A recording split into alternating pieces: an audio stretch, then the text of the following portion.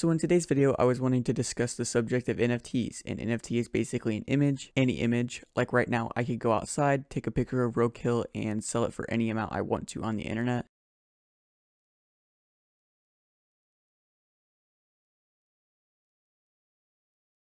There are a couple of sites that are being run that sell these images of like a randomly generated picture of a monkey wearing glasses, or smoking out of a pipe, maybe a top hat, and the list goes on.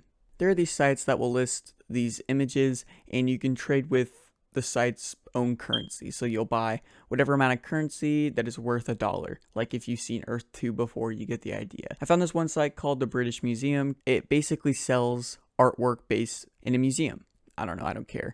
Anyways, you can bid whatever amount of euros to own the rights to this image, which means your username can exist within the contents of the image's files, from my understanding. Now, let's say you want to use this image for your wallpaper of your PC. You can't afford the 6,881 euros or $7,781.30 for the stupid image. Well, no fear. Literally, all you have to do is right click on the image and bam, it's yours.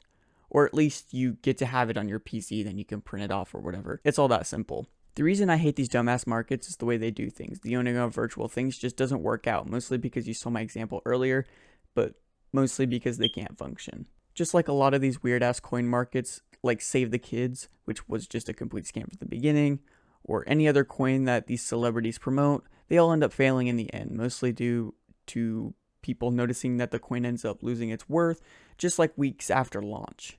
This is mostly due to some rich scum pulling out just as it hits its height, but the video isn't really about these scams, right? Well, no, in a weird kind of way they are. They're kind of the same. You buy a JPEG worth a weird amount, just like the painting from earlier, then you can set it as your background. That's all you can really do with it in the end. But oh wait, maybe I forgot something. You can set it as your profile picture. That's the other thing, my bad. In many ways, this does sound like a good idea at first, but as soon as you start to look into the cracks of this whole thing, the more it starts to slip. I just want to reiterate what I said earlier, just so you kind of understand what I'm trying to say. I have a really bad way of explaining things.